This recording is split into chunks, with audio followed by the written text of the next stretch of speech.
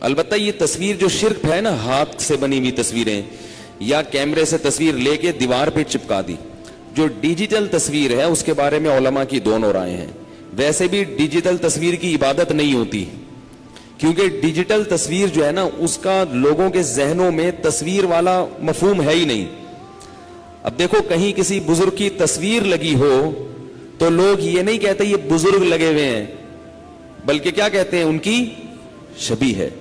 لیکن ڈیجیٹل کیمرے سے جو پروگرام جایا جاتا ہے نا اس کو لوگ کہتے ہیں یہ وہ فلاں صاحب آ رہے ہیں ٹی وی میں. اگر کوئی بڑے عالم ٹیلی ویژن میں آئیں گے تو لوگ کیا کہتے ہیں وہ عالم قوم سے خطاب کر رہے ہیں.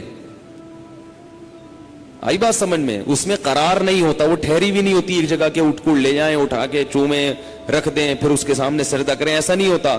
وہ بالکل عرف میں ایسے سمجھا جاتا ہے جیسے بندہ سامنے بیٹھا ہوا ہے، ایسے ہی ٹیلی ویژن کی اسکرین پہ آ کے بھی قوم سے خطاب کر سکتا ہے، یوٹیوب کی اسکرین پہ آ کے بھی قوم سے خطاب کر سکتا ہے، فیس بک کی اسکرین پہ آ کے بھی قوم سے خطاب کر سکتا ہے.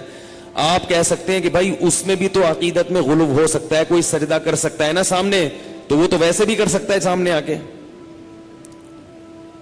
اصل جو چیز ہے نا، اصل کیا ہے کہ لوگ اس کو محفوظ کر کے اس کو اپنے پاس رکھ لیتے تھے، بت بن کے اس کے سامنے کھڑے ہو جاتے ہیں. یہ ڈیجیٹل تصویر میں یہ چیز، یہ والا عنصر نہیں پایا جاتا ہے. مشاہدے پر مبنی ایک حقیقت ہے، ڈیجیٹل میں یہ نہیں ہوتا، یہ پرنٹڈ میں ہوتا ہے.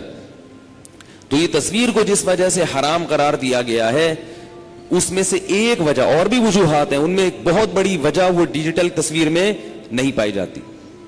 لیکن اپنے باپ داداؤں کی تصویریں محفوظ رکھنا، سنبھال کے بزرگوں کی تصویریں محفوظ رکھنا، یہ پہلے بھی حرام تھا، آج بھی حرام ہے اور قیامت تک حرام رہے گا.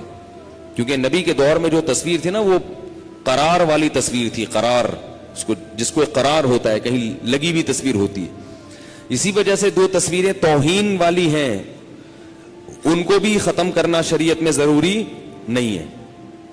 جیسے تصویر کارپٹ پہ بنی ہوئی ہے اس کو مٹانا ضروری نہیں ہے، کیونکہ کارپٹ پہ جو تصویر ہوگی اس میں تعظیم کا عنصر ختم ہو گیا. سمجھ رہے ہو بات کو؟ چادر پہ تصویر ہے، اس پہ آپ بیٹھتے ہیں، اس پہ آپ لیٹتے ہیں، اس میں تو تصویر کی توہین ہو رہی ہے نا، اس میں عبادت کہاں سے ہوگی اس کی؟ تو اس سے پتا چلا کہ بھئی تصویر میں ایک بہت بڑا عنصر کیا تھا؟ اللہ کی عبادت کا. اور اس میں ایک عنصر یہ تھا مزاحات لخلق اللہ، اللہ کی نقالی.